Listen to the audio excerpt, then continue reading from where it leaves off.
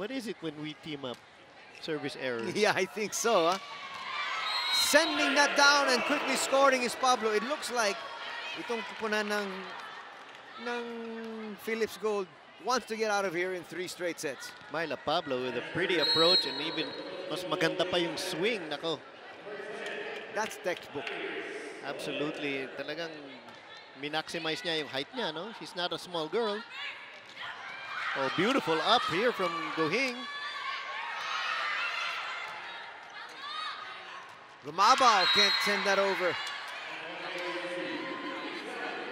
We're tied at 1.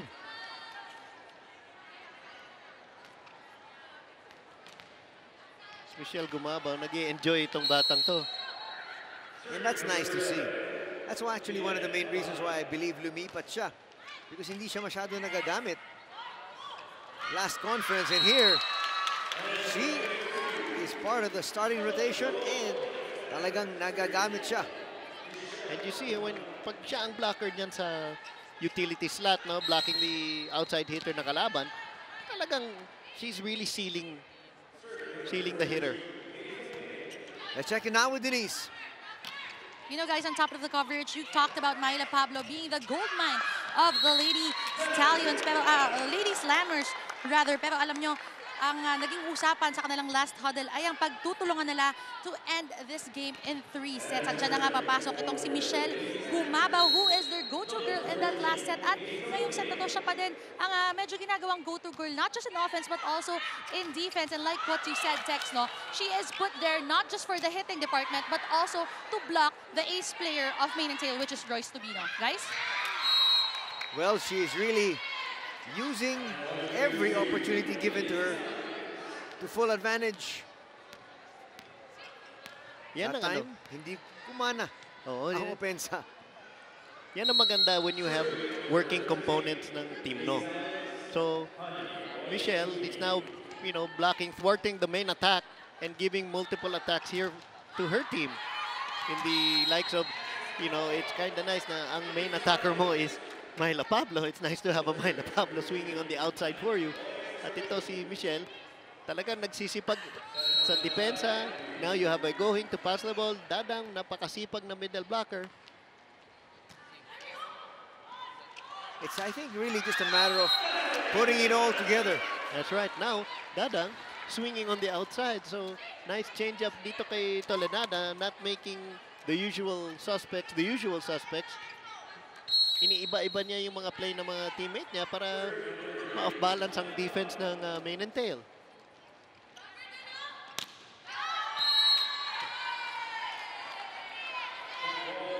Check ball ang itatawag.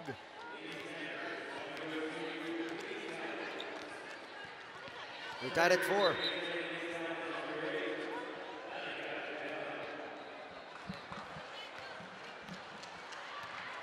Akala ni Pablo siya yung serve, but the point went to the other side, so it's Jen Drowley doing the honors.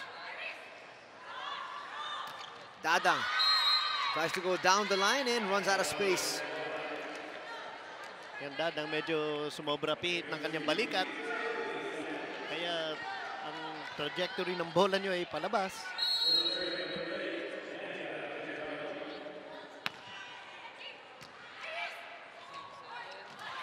Oh, great coverage from Gohing.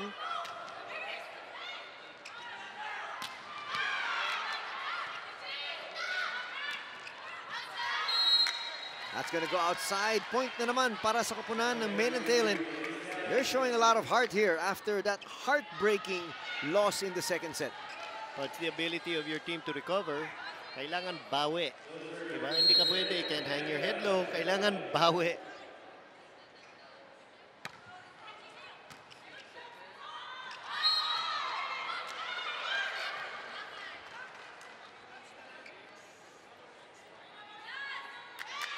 Nauna daw ang violation doon sa kabila. Well, the Mane and Tail thought they were going to be called for overreaching, but first referee Pajarillo saying, no, you touched the net. And that's what I saw.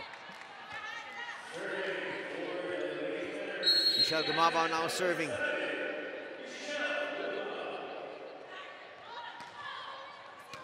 Excellent serve. Free ball right now. And no! Scoring off it. Itong kupunan ng main and tail, and it's gonna give them another point. Napatalon din si Coach Francis. He was setting up their offense already. Michelle gumabaw. Tinawag niya lahat ng teammate niya. Inayos niya na, hoy, depensa muna tayo. Depensa muna. Kailangan lang humabol ng konti sa set number 3. Oh, kailangan na isipin naman ng mga tiga-Philips na this is a game of runs din, no? So, sila naman na kailangan bumawi. Wow! Fajardo has been dying to get back into the scoring act. Well, very nice spike here right between the block. This ultra-fast spike is brought to you by PLDT Home Ultera, the ultra-fast LTE for a happy family. Dadang serving, their team down by 2.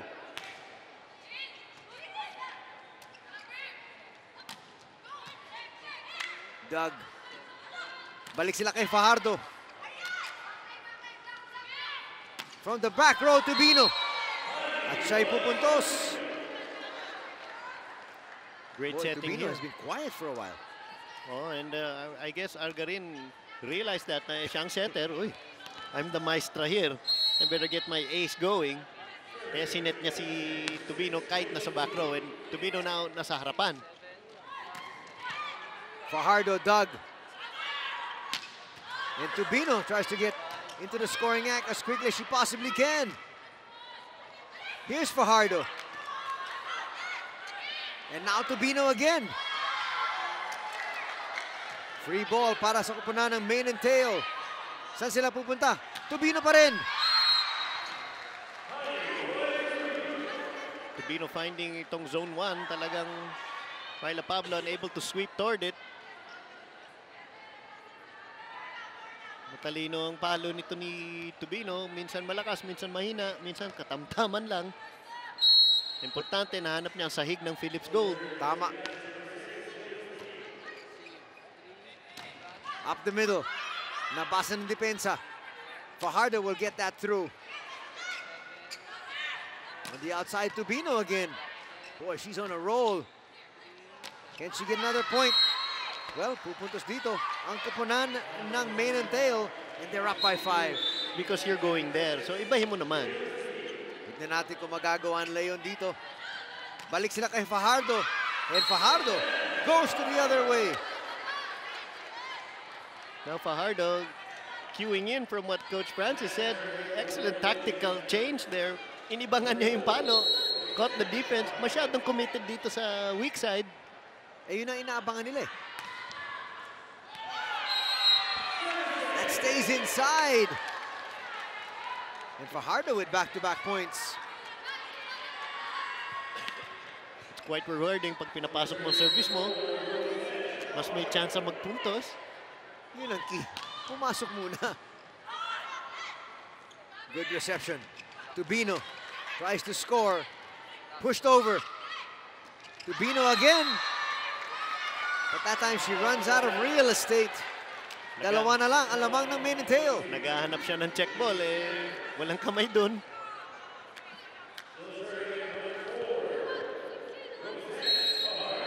San Fajardo serving once again.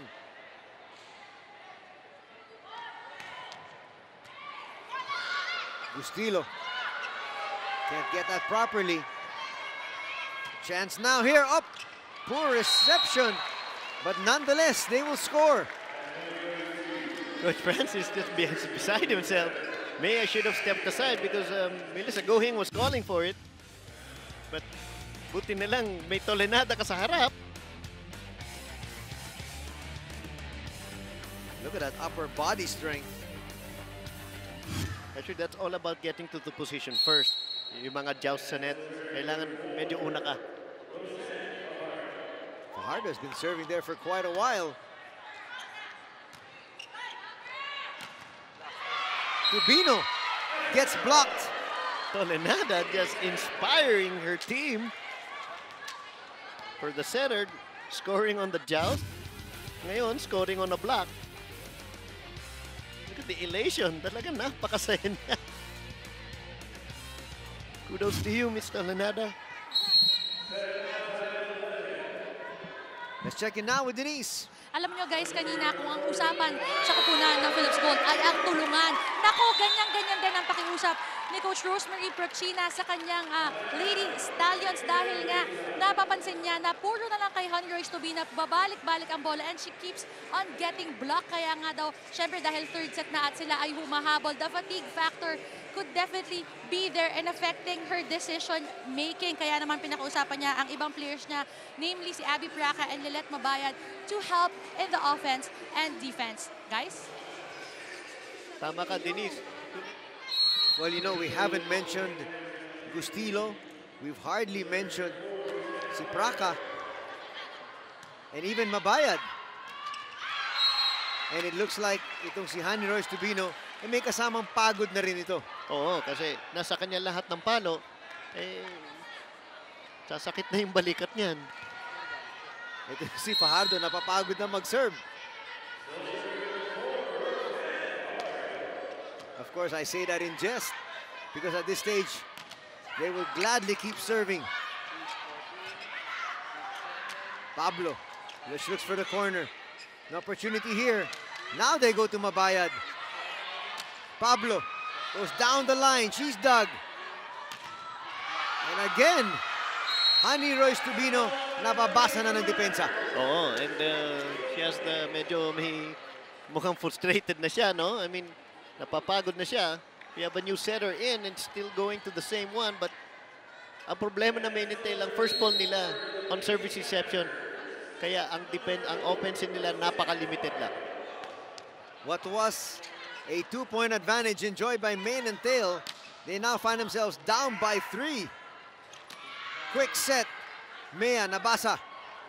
Tubino once again. She finally gets one through.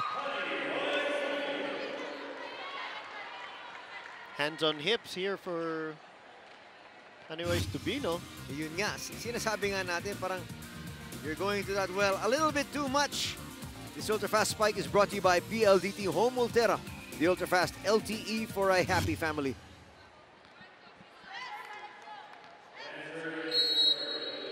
They're gonna ride that lady till she drops. Pablo, nice approach. Great hit. And a score once again para sa Philips Gold. Grabe ang contact ni Mahila Pablo sa bola. I mean, she's really striking the ball really, really cleanly. Tsaka ang power nandun, kaya ang layo ng tapo ng bola. Lanada, great serve.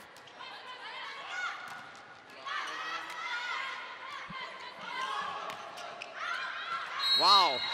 Kita mo yung palo ni Tubino doon, parang may konting halong inis na rin eh. This is brought to you by PLDT Home Ultera, the Ultrafast LTE for a happy family. Mea, regalo! Puntos na naman para sa Philips Gold.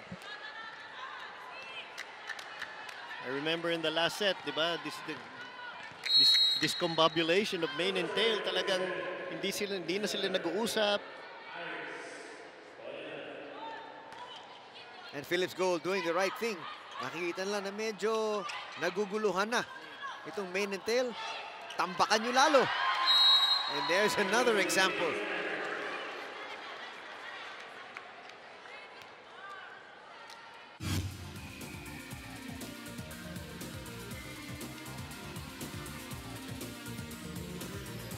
Watch that piece of action once again, and now we have Tolenada with another serve.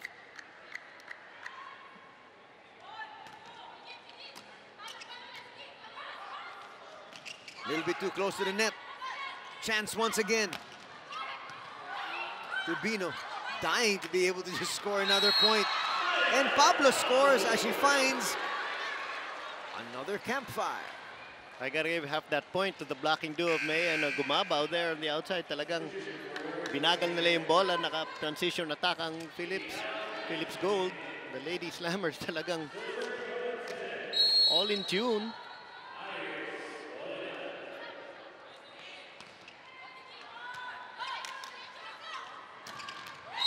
Finally, Tubino scores. letting out all her frustration in that one swing. Oh, but she had to run a quick set. Pero smart din naman yung setter. Iniban niya so they don't wait for Tubino on the outside. Mabayad, she has been silent here as of late. Gumaba was going to serve Pablo. That was going out. Eh, sabi ni Pablo, gusto ko papaluin. Pahabain pa yung puntos, ha? Push to the back.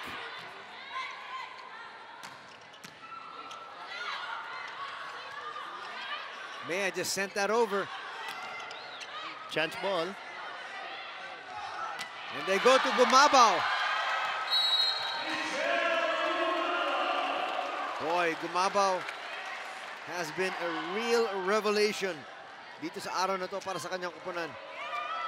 If lahat ng mga nagtataka kung in shape po siya, yes. Ayan na yung sagot ninyo. With a big exclamation point. 7-point advantage enjoyed by Philips Gold. And that is clearly a violation. Okay, cheap points there for given to Main and Tail. Boy, Main and Tail will take it at this stage, Tex. Oo. Remember, Main and Tail had one more run in them in the last set. Sent us to extra points. Tubino, masyado malakas. Pupuntos na naman ang Philips Gold. 4 na lang ang kanilang kailangan para makuha yung kanilang unang panalo dito sa ating komperensyang ito.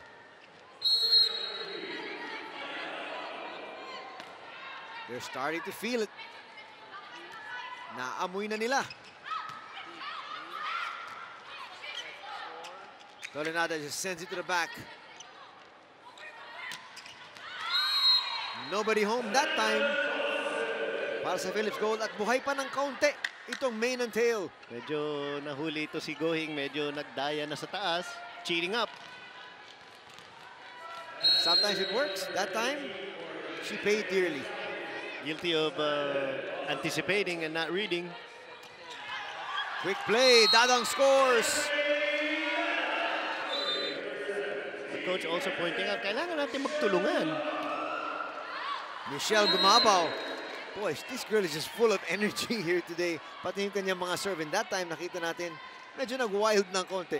Oh, I mean, deserved naman itong extra energy ni Michelle Gumabao. She played a solid game. Oh, yes. One of the more outstanding players ng Philips Gold dito sa araw na to. Tolenada tries to get into the scoring act once again, and she picks up another point. And Royce Tubino just showing fatigue already there, just sat down and didn't go forward for the ball. He really had to earn her bones today because Tubino talagang ang dami niyang pinalo. And it turned out to be like a one-woman attack sa araw na to. Only because, as you can see, hindi maka-receive ang Main and Tail. Diba? Simple formula lang naman yan. If you can receive, you can attack. And then all the other facets of the game come to play. Eh, hindi ka maka-receive, hindi ka maka-attack, hindi ka maka-coverage, hindi ka maka-block. Lahat yan. Ito na, set point, match point para sa Philips Gold. Hinahanap yung kanilang unang panalo. That might be it. Tinulungan pa sila nung net. Tolenada looks for Fajardo. Kept alive. Gustilo gets denied. Gustilo again. Now a chance. Gumabao looks to try to end it. Good dig. Fajardo goes cross court.